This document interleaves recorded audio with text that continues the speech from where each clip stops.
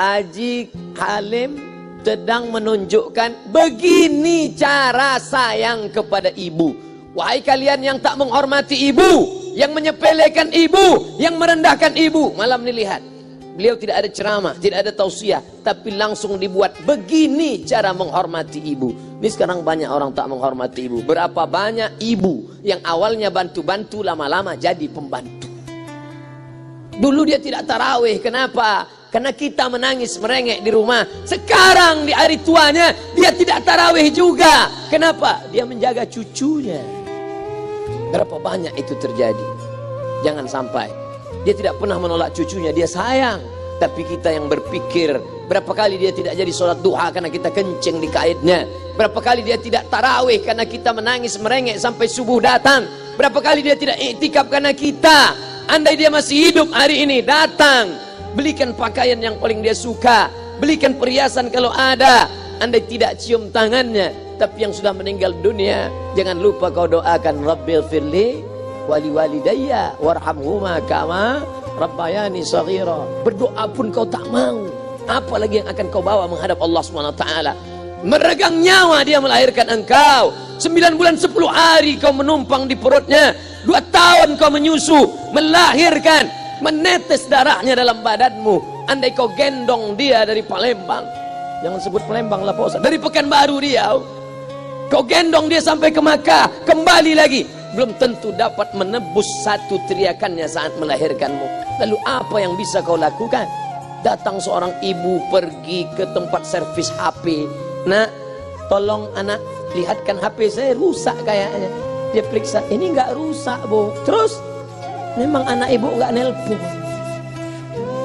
Kenapa kau tidak telepon? Datang dia ke rumah anaknya. Nah, ibu nggak ada uang mau buka puasa, bisa minjam 100.000. Apa kata si anak? Sebentar ya ma, aku tanya istriku dulu. Ini Ustadz dapat dari mana? Ada yang kirim WA grup. Jadikan ibumu seperti raja, maka rezekimu akan diberikan Allah seperti rezeki raja-raja. Bukan hadis, dapat dari grup WA. Ini ibu minta terus sholat tarawih, tapi sang anak sudah tidak bisa. Aku mau hentikan saja sholat tarawih ini, karena mau buat tenda ini tidak bisa. Tiangnya bambu, sudah bocor. Kita stop saja sholat tarawih bersama ini.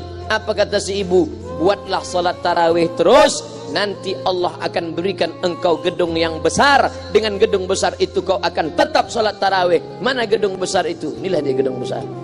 Langsung dikabulkan Allah Subhanahu wa ta'ala. Karena setelah Allah langsung orang tua. Wa qadha rabbuka alla ta'budu illa iyyah. Allah sudah wajibkan engkau menyembah Allah. Setelah Allah, wa bil walidaini ihsana. Kedua orang tua. Jangan kau lawan ibumu. Kayak anak-anakku, jangan kau lawan ibumu. Karena kau lawan ibumu, kau tak pernah mencium kebahagiaan. Walaupun hartamu banyak, kau akan berenang dalam air mata penderitaan sampai kematian datang. Ada pezina hidup di dunia senang, ada pecandu narkoba hidup di dunia senang, tapi orang yang durhaka tetap dapat dosanya dibalas Allah di akhirat. Di dunia coba dapat. Ustaz, kalau di akhirat dapat, di dunia dapat, untuk apa lagi di dunia? Yang di dunia itu DP-nya. Nanti di akhirat akan kau dapatkan cash-nya. Oleh sebab itu jangan main-main dengan ibu. Datang seorang laki-laki, ya Rasulullah, izinkan aku mati syahid. Karena orang yang mati syahid itu tidak akan merasakan sakratul maut illa kal qars, seperti cubitan pada tangan. Izinkan aku mati syahid, karena kalau aku mati syahid tidak akan ada azab kubur. Izinkan aku mati syahid, karena kalau aku mati syahid tidak akan ada hisab, langsung masuk surga. Nabi bertanya, alaka min ummin, ibumu masih hidup? Ibumu ada di rumah? Ya. Ilzam rijlaiha fathammal jannah, urus tapak kakinya, akan kau dapati surga di sana. Tak perlu kau mati syahid, tapak kakinya kau urus, kau dapati surga di sana. Kalau tapak kakinya kau urus dapat surga, apalagi kau urus kepalanya, apalagi kau urus badannya. Pulang dari sini urus ibumu, mandikan dia, belikan pakaian yang baik, cari makanan kesukaannya. Kalau dia sudah meninggal, maka kau datang ke sana, langsung dapat tisu. Bapak Ibu yang dimuliakan Allah Subhanahu wa taala. Ini Ustadz suaranya menggelegar nih, marah apa? Enggak, saya tak marah. Terus dikasih Haji Halim buka nasi kuning tadi, makanya suara menggelegar. Dimasukkan Pak Kapolda daging sama ayam 3. Masya Allah, ini kari Palembang nih Pak Ustaz. Mantap, menggelegar suara kita di rumah. Bapak Ibu yang dimuliakan Allah Subhanahu wa taala, datang seorang laki-laki, kata Nabi sallallahu alaihi wasallam, nanti akan ada laki-laki yang datang kemari minta doanya, doanya kabul. Sahabat heran, kami yang hidup sama Nabi, kami yang perang sama Nabi, kami yang jihad sama Nabi, kenapa mesti minta doa dia? Dia tidak pernah ketemu Nabi. Pokoknya nanti kalau dia datang, minta doa sama dia. Setelah Nabi SAW meninggal, barulah dia datang. Orang itu bernama Uwais Al-Qarni. Kenapa doanya makbul? Dia merawat ibunya. Kalau ibumu kau rawat, doamu dikabulkan Allah Subhanahu wa taala. Apa yang kita lihat malam ini adalah buah bakti kepada seorang ibu. Ya Rasulullah, man ahaqqun nas bi husni sahabati? Siapa yang paling layak mendapatkan baktiku? Ummuka. Siapa lagi? Ummuka. Siapa lagi? Ummuka. Ibumu, ibumu, ibumu. Summa man? Siapa lagi? Abuka. Kami, Ustadz, Jenderal Bintang 5, alim ulama, kami hanya dapat 1, sedangkan kalian ibu dapat 3. Ibumu, ibumu, ibumu. Kenapa ibu dapat 3? Karena ibu bisa melakukan 3. Ibu mengandung, ibu melahirkan, ibu menyusukan. Kalau bapak mau dapat 3, coba yang 3. Pulang dari sini, pergi ke tempat jual kelapa muda, beli 1. Jangan dibelah, ikat di perut 9 bulan 10 hari. Kalau mau merasakan melahirkan, pulang dari sini, pergi ke tempat jual mangga. Telan bulat-bulat, keluarkan bulat-bulat. Emang enak jadi perempuan. Mereka luar biasa.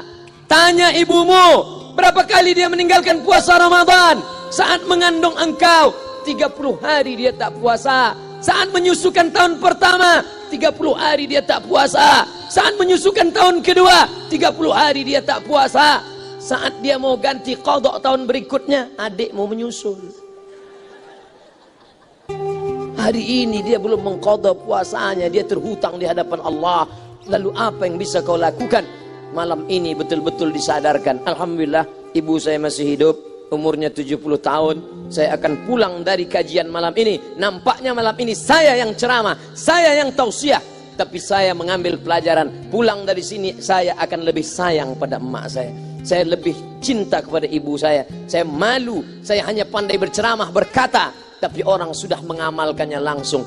Haji Alim membelikan gelang ibunya 2 kali sampai 4 kali setahun. Gelang cincin. Sudah dibelikan 2 bulan, hilang. Kemana? Ada orang susah tadi aku kasih. Ternyata itu yang membuat rezeki melimpah ruah. Maka rezeki buah yang sudah matang harus kita menjoloknya dengan apa? Dengan berbakti kepada ibu. Bapak Ibu yang dimuliakan Allah, saudara-saudaraku yang dimuliakan Allah Subhanahu wa taala. Ibu ini luar biasa. Sampai-sampai ibu, Ustaz jangan nunjuk pakai tangan kiri lah. Oke, pakai kanan. Ibu, andai ngomong ibu salah, tetap dikabulkan Allah Subhanahu wa taala. Ada seorang ibu memanggil anaknya, "Ya Juraij, wahai Juraij." Anaknya sedang beribadah. Ibadah pada Allah atau nyambut ucapan ibu? Allah lebih mulia. Dia diam.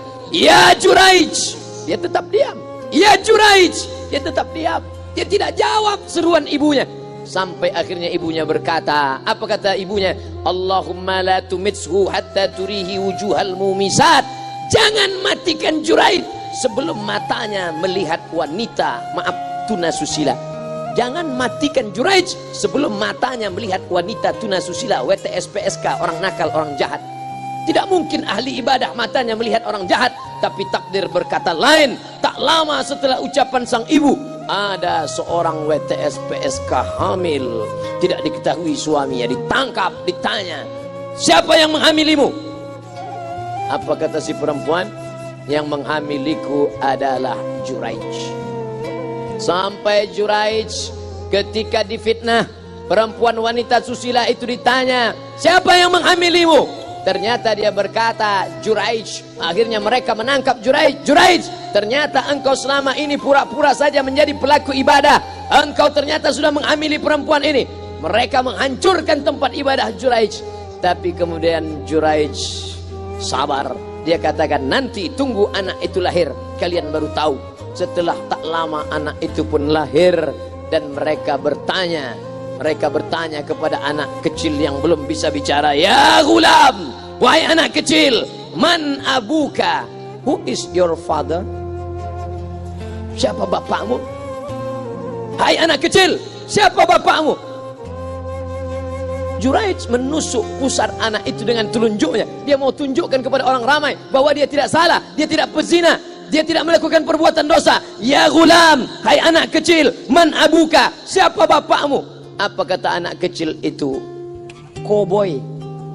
Ko sapi, boy penjaga sapi, pengembala sapi. Bapakku pengembala sapi. Barulah orang Yahudi tahu ternyata ra'il ghanam yang menghamili PSK perempuan jahat tadi adalah penggembala sapi. Lalu kenapa fitnah itu terjadi? Allah mengabulkan doa si ibu sebelum Juraij mati. Matanya pernah melihat wanita tuna susila. Oleh sebab itu ibu jangan sampai kalau marah sama anak memanggil anak dengan kata-kata yang tak baik. Setan, hantu. Kalaupun marah panggil dia, calon wali kota. Sini sebentar. Kalau marah betul, calon gubernur. Sini sebentar. Doa ibu dikabulkan Allah Subhanahu wa taala. Saya setahun setiap bulan Februari ceramah di Kuala Lumpur seminggu. Kuala Lumpur, Selangor, Sarawak, Kuching, kemudian Malaka, Ipoh, Negeri Sembilan. Ketika saya tausiah datang ibu-ibu makcik Malaysia. Assalamualaikum. Waalaikumsalam. Ustaz Somad. Ya. Saya nak jumpa dengan emak Ustaz.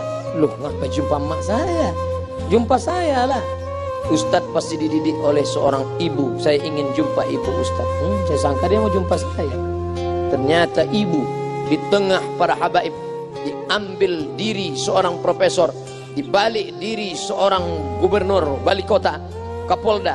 Di dalam diri mereka ini adalah orang-orang luar biasa, tapi dilahirkan oleh perempuan-perempuan yang super luar biasa. Betul? Mereka ini semua dibesarkan perempuan. Makanya ada ungkapan al-jannatu tahta aqdamil ummahat, surga di bawah telapak kaki ibu. Tapi ada yang mengatakan itu dulu Pak Ustaz, sekarang sudah berubah, surga di bawah telapak kaki babysitter. Karena banyak yang menitipkan anaknya kepada penitipan anak. Jangan Bu, walaupun kau wanita karir, tidak seberapa itu. Tidak dapat kau tebus kehilangan masa-masa manja mereka dengan pendidikan. Ini banyak ibu-ibu sekarang sudah tidak lagi mengurus anaknya. Padahal 6 tahun pertama, the golden age, usia emas, ibu harus ikat hubungan emosional dengan anak. 2 tahun pertama, susukan. 2 tahun kedua, lompat-lompat, lari-lari, lucu-lucu. 2 tahun ketiga, mulai menghafal surat-surat pendek. Umur 7 tahun, baru dia sholat. Begitu. Sekarang banyak. 2 tahun pertama, dia titipkan ke Al-Baqarah, sapi betina.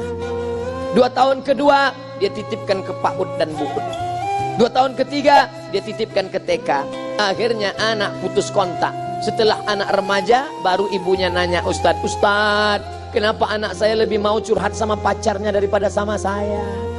Karena anak sudah lost contact, putus hubungan dengan ibu. Itulah yang dulu dikejar dengan wanita karir. Pergi pagi pulang petang, peras keringat, banting tulang, tunggang langgang, lintang pukang. Tak dapat kau tebus dengan apapun. Oleh sebab itu, kalau kau sayang kepada mereka, besarkan mereka. Nanti setelah dia SMP, kau tetap bisa berkarir, tetap bisa apapun. Tapi usia emas ini tetap jaga mereka. Di balik anak-anak yang luar biasa, ada ibu yang luar biasa. Di mana letak ibu luar biasa itu? Inilah dia, ibu-ibu semua insya Allah. Amin.